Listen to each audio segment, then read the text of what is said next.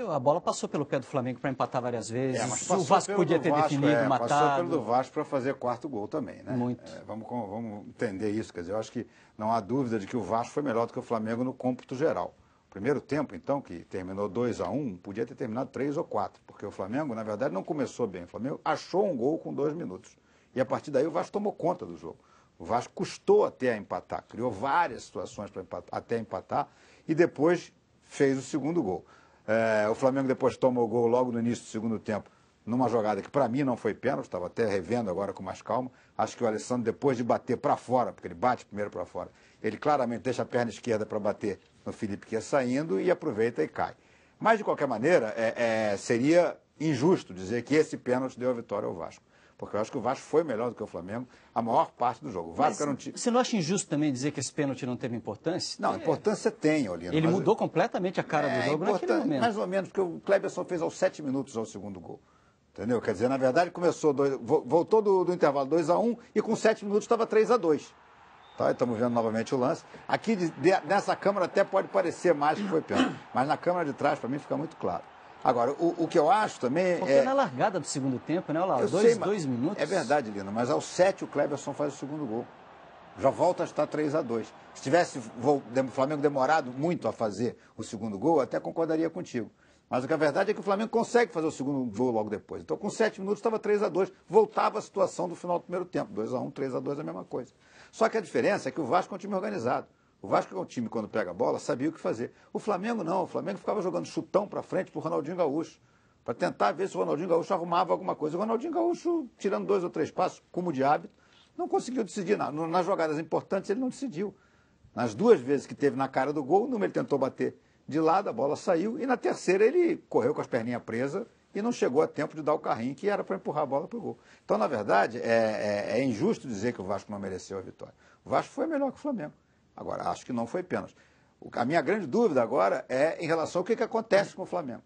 Porque o Flamengo tinha esse campeonato estadual ainda com uma última boia para tentar salvar o primeiro semestre. A boia afundou. Agora são 28 dias até a estreia no Brasileiro.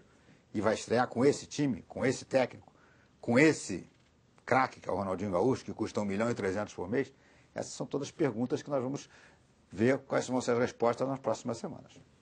Olha, eu acho que a gente precisa destacar uma coisa. Foi um jogão de bola. Foi um jogaço. Foi um jogaço emocionante. De bola. Os 2 times tiveram oportunidades. Se o Flamengo tivesse conseguido empatar, não teria sido um absurdo, porque o Flamengo no segundo tempo foi bem. Acho que mostrou garra, correu atrás, teve chance. Mas, de fato, no geral da partida, o Vasco teve mais tranquilidade, teve mais organização.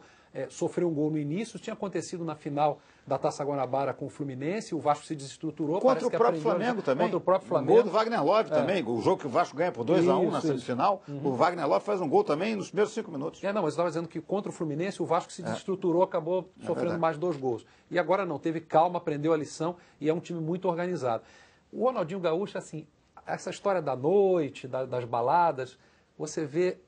que são aqueles 2, 3, 4 centímetros que ele não chega na bola. É isso que faz a diferença. O jogador não entende isso. Ele fala, poxa, mas eu chego lá, eu realmente passei a noite aí na balada, mas amanhã eu chego aí, eu treino, eu corro atrás.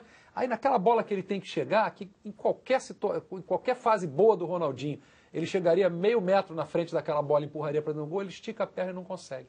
É o pique, é aquela coisa que só aparece nesse lance. E podia ter mudado o rumo da partida, porque o Flamengo empatando ali o próprio era outro jogo. Houve várias bolas em que ele recebeu e que ele não sabia muito bem o que fazer. Ele ficava dominando, até que ele se via cercado por 3 jogadores. Aí Renato, ele estava ali para fazer a diferença e não fez. O jogador que ganha 1.300.000 por mês, o jogador que ganha 1.300.000 por mês tem que jogar sempre como o Felipe jogou hoje.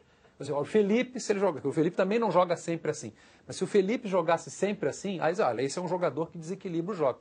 A gente vai lembrar do Neymar e de outros assim, que fazem isso. Mas o Ronaldinho não tem jogado isso. Ele não consegue jogar o que joga o Felipe. Quanto ganha o Felipe?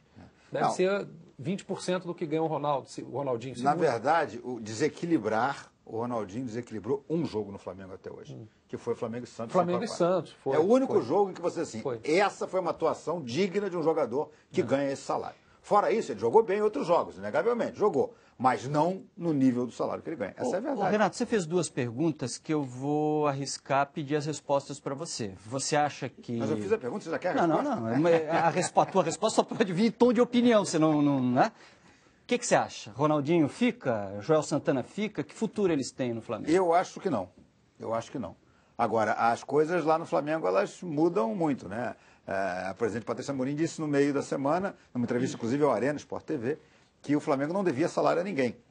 No dia seguinte, a internet inteira dá a notícia de que o Assis, irmão do Ronaldinho, está cobrando na justiça salários atrasados. Então, essas coisas... A própria Patrícia, numa entrevista para o Globo, uma entrevista do Carlos Eduardo Mansur e para o Toninho Nascimento, ela disse, olha, depende muito de resultado. Dependendo do futebol é resultado. Isso antes do jogo com o Vasco. Para o Joel, num telefonema ontem, o Joel, pelo menos, diz que ela garantiu que não muda nada.